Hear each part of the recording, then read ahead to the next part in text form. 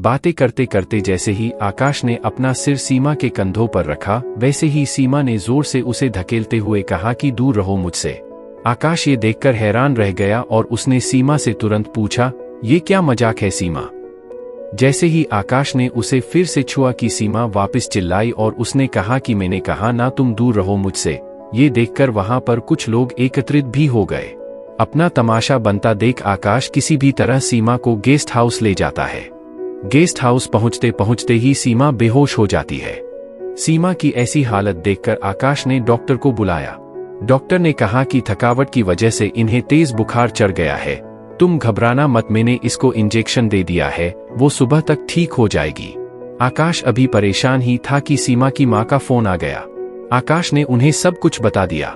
सीमा की माँ ये सब सुनकर परेशान हो गई, लेकिन उन्होंने जाहिर नहीं किया और वो आकाश को तसल्ली देते हुए बोली कि तुम घबराना मत, सुबह सब कुछ ठीक हो जाएगा, मैं तुम्हें सुबह फोन करूंगी। अगली सुबह सीमा का बुखार थोड़ा कम हुआ था, लेकिन उसका शरीर एकदम पीला हो गया था।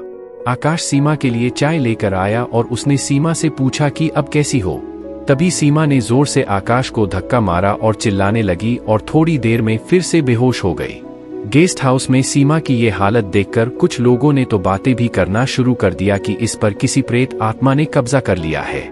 आकाश इन सब बातों पर विश्वास नहीं करता था, लेकिन अब दूसरी तरफ डॉक्टर ने भी हाथ खड़े कर दिए थे।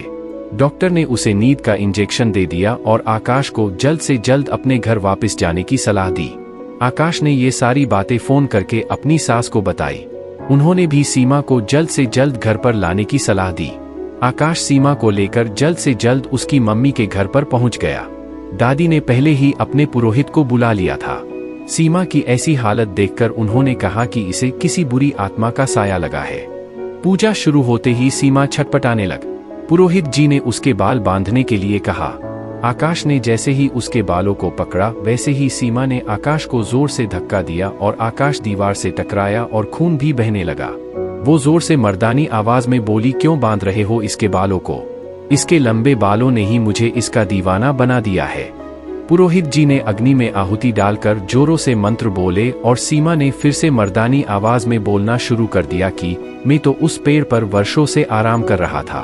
उस दिन जब ये लाल सूट और खुले बालों में वहां पर आई, तभी उसने मुझे अपना दीवाना बना दिया था। इस खूबसूरती का तो मैं कई वर्षों से इंतजार कर रहा था। इतना बोलते बोलते सीमा बेहोश हो जाती है। पुरोहित जी ने पूजा थोड़ी तेज कर दी और वो जैसे ही अग्नि में आहुति डालते, वैसे ही सीमा मछली की तरह छटपटाती। पूर्ण आहुति के साथ सभी ने देखा कि एक लौसी सीमा के शरीर से निकलकर अग्नि में भस्म हो गई और इसके साथ ही सीमा का शरीर भी शांत हो गया। कुछ समय से बाद सीमा को होश आया और वो अपने आप को अपने मम्मी के घर पर देखकर हैरान रह गई। आकाश के माथे पर चोट देखकर वो बोली, ये चोट तुम्हें कैसे लगी? तभी आकाश ने उसे कहा कि कुछ नहीं है जाने मन, ये तो तुम्हारे एक अनोखे दीवाने की देन है। घर पर सभी आकाश की ये बात सुनकर हंसने लगे।